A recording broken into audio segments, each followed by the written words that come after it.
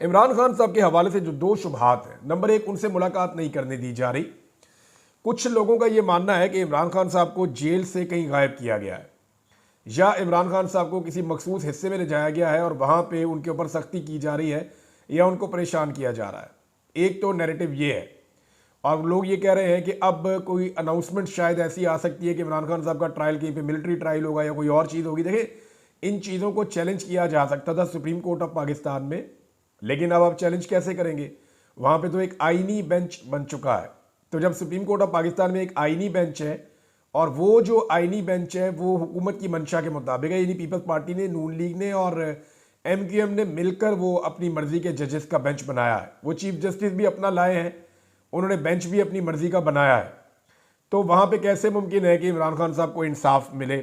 अगर पाकिस्तान तरीके इंसाफ पे फ़र्ज़ करें पाबंदी लग जाती है या गवर्नर राज लग जाता है या इमरान खान साहब को जो है वो मिलिट्री कोर्ट में भेज दिया जाता है, फौज की कस्टडी में दे दिया जाता है, तो ऐसी सूरत में ये मामला आईनी अदालत में जाएगा। आईनी अदालत को पूरी तरह से हुकूमत के कंट्रोल में है, तो वहाँ पे पाकिस्तान तरीके इंसाफ के लिए किसी किस्म का भी रिलीफ नहीं मिलेगा। लेकिन क्या हुकूमत ये कर सकेगी?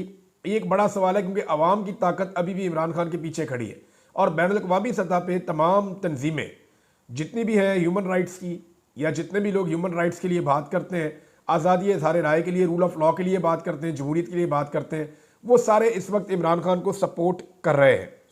दूसरी एक और जो शुबा है जिसका इजहार किया जा रहा है वो ये है कि इमरान खान साहब की जान को खतरा है। किसी लेवल के ऊपर ये कहा गया कि एक असेसमेंट की गई है कि अगर इमरान खान को कुछ हो जाता है तो पाकिस्तान में किस नौइयत का रिएक्शन होगा, ये किसी को अंदाज़ा भी नहीं है। ये जिन्होंने भी ये असेसमेंट की है, अगर की है, तो मैं उनको सिर्फ इस पर एक बात बता दूं कि आपको, मुझे और किसी को भी अंदाज़ा नहीं है कि फिर क्या होगा।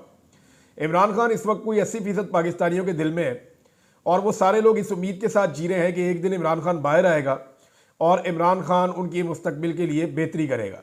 वो सारे इस उम्मीद के साथ जुड़े हुए हैं कि ठीक है, हम अगर अभी आज बाहर नहीं निकलते तो कोई ना कोई रास्ता निकलेगा, इमरान खान बाहर आएगा, कोई ना कोई उम्मीद बाकी है उनके दिमाग के अंदर।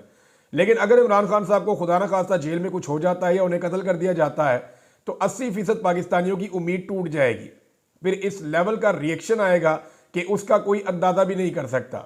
इस मुल्क में क्या होगा, किस तरह से होगा, मामला किस नौइयत के होंगे, ये कोई सोच भी नहीं सकता, कोई अंदाजा भी नहीं लगा सकता।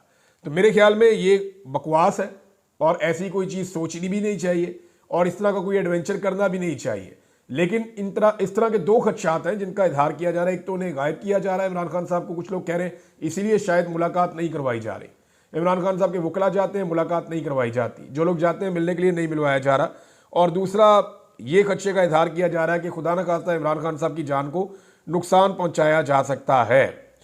नाज़रीन, मीडिया जिसको ये सारा मामला उठाना चाहिए था, पाकिस्तानी मीडिया तो मजाक उड़ा रहा है। सीनियर जर्नलिस्ट है जावेद चौधरी, तलत हुसैन, इन लोगों ने कैसा मजाक उड़ाया लाशों का।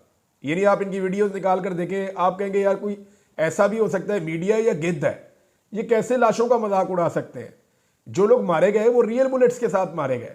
अब तो ऐसी भी एक वीडियो आई है, एक आदमी वीडियो बना रहा था और वीडियो बनाते बनाते अचानक उसके चेहरे के तासुरात बदल गए और वो शदीद तकलीफ में आ गया। उसने कहा जी मुझे गोली लग गई है। उसके बाद दूसरा इंटरव्यू उस आदमी का अस्पताल में से, वो उसमें बता रहा है कि जनाब 6-7 लाशें हैं। वो ये भी बता रहा है कि जी यहाँ पे हमारे बहुत सारे जख्मी हैं, और वो ये भी बता रहा है कि मुझे गोली लगी है। और उसके बाद उसने एक्सरे उठाकर दिखाया कि ये देखें मेरे जिस्म में गोली मौजूद है, और वो गोली दिखाई दे रही थी।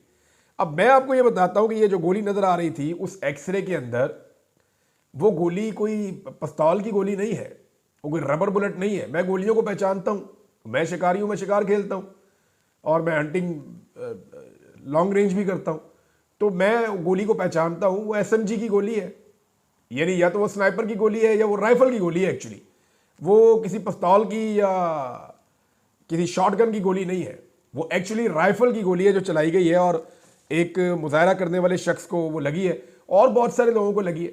डॉक्टर्स कह रहे हैं हमने इतनी सर्जरीज कभी अपनी ज़िंदगी में नहीं की जितनी हमने उस रात में की है। अभी तक सूरत हाल ये है कि अस्पताल के बाहर रेंजर्स वाले तैनात हैं। सवाल ये पैदा होता है कि पाकिस्तान तरीके इंसाफ के एहतजाज करने वाले चले गए। सवाल ये पैदा होता है कि वहाँ पे अब कोई मौजूद भी नहीं है। सवाल ये पैदा होता है कि इस अस्पताल के बाहर कभी भी ऐसा नहीं हुआ, दहशतगर्दी के वाक़यात के बाद भी अस्पतालों के बाहर इस तरह से रेंजर्स को, पुलिस को तैनात नहीं किया गया। लेकिन यहां पे रेंजर्स को तैनात किया गया अस्पताल के बाहर। ये सवालात इंटरनेशनल मीडिया उठा रहा है कि ऐसा क्यों करना पड़ रहा है, जबकि डॉक्टर्स ऑफ द रिकॉर्ड ये बता रहे हैं कि हमारे पास से यहां से रिकॉर्ड हुकूमत ले गई है, हमें लोगों का पोस्टमार्टम भी नहीं करने दिया गया। जिन लोगों की लाशें वापस की गई हैं उनके लवाकिन से लिखवा के वापस की गई है कि आप कोई कानूनी कार्रवाई नहीं करेंगे, आपका बंदा जो है वो एक्सीडेंट के अंदर मारा गया है। वहां पे शफीक लुंड साहब की जो नमाज जनाजा हुई जनूबी पंजाब में, उसके अंदर हजारों लोगों ने शिरकत की है। जहां जहां पे नमाज जनाजा हो रही है, लोग बड़ी तादाद में नमाज जनाजा में शिरकत कर रहे हैं। पाकिस्तान तहरीक इंसाफ ने अब तक 12 अपने जो शहादतें हैं उनको कंफर्म किया है, बाकायदा तस्वीर दे के, बाकायदा उनके नाम और उनके इलाकों के नाम बताकर, और उनकी वहां पे नमाज जनाजा भी हुई है। और तमाम नमाज जनाजा के अंदर पाकिस्तान तहरीक इंसाफ की मकामी क़यादत शामिल हुई है। और वहां के लोग जानते हैं कि ये शख्स डी चौक में एहतजाज के लिए गया था, अब इसकी लाश वापस आई है। हुकूमत जितना मर्जी झूठ बोल ले, लेकिन ये सच अब छुपा नहीं रह सकता। ये पूरी दुनिया को पता चल गया है कि इस्लामाबाद में उस रात क्या हुआ।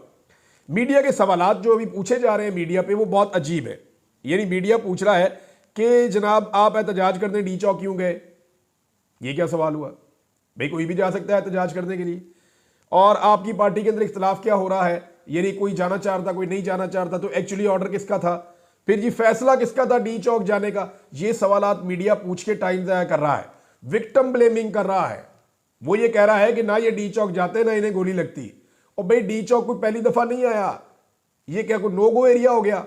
वो पुरअमन एहतजाज करने आ रहे थे, अब उन्हें गिरफ्तार कर लेते। गोली मारने का इख्तियार किसने दिया? पूरी दुनिया के किसी कानून में निहत्ते लोगों को गोली नहीं मारी जा सकती। इमरान खान साहब के हवाले से जो 2 शुबहात हैं, नंबर 1, उनसे मुलाकात नहीं करने दी जा रही। कुछ लोगों का यह मानना है कि इमरान खान साहब को जेल से कहीं गायब किया गया है, या इमरान खान साहब को किसी मखसूस हिस्से में ले जाया गया है और वहां पे उनके ऊपर सख्ती की जा रही है, या उनको परेशान किया जा रहा है। एक तो नैरेटिव ये है, और लोग ये कह रहे हैं कि अब कोई अनाउंसमेंट शायद ऐसी आ सकती है कि इमरान खान साहब का ट्रायल कहीं पे मिलिट्री ट्रायल होगा या कोई और चीज़ होगी। देखिए, इन चीज़ों को चैलेंज किया जा सकता था सुप्रीम कोर्ट ऑफ पाकिस्तान में, लेकिन अब आप चैलेंज कैसे करेंगे? वहाँ पे तो एक आईनी बेंच बन चुका है। तो जब सुप्रीम कोर्ट ऑफ पाकिस्तान में एक आईनी बेंच है, और वो जो आईनी बेंच है वो हुकूमत की मंशा के मुताबिक है, यानी पीपल्स पार्टी ने, नून लीग ने और MQM ने मिलकर वो अपनी मर्जी के जजेस का बेंच बनाया है। वो चीफ जस्टिस भी अपना लाए हैं, उन्होंने बेंच भी अपनी मर्जी का बनाया है। तो वहां पे कैसे मुमकिन है कि इमरान खान साहब को इंसाफ मिले? अगर पाकिस्तान तहरीक इंसाफ पे फर्ज करें पाबंदी लग जाती है, या गवर्नर राज लग जाता है, या इमरान खान साहब को जो है वो मिलिट्री कोर्ट में भेज दिया जाता है, फौज की कस्टडी में दे दिया जाता है, तो ऐसी सूरत में ये मामला आईनी अदालत में जाएगा। आईनी अदालत को पूरी तरह से हुकूमत के कंट्रोल में है, तो वहां पे पाकिस्तान तहरीक इंसाफ के लिए किसी किस्म का भी रिलीफ नहीं मिलेगा। लेकिन क्या हुकूमत ये कर सकेगी?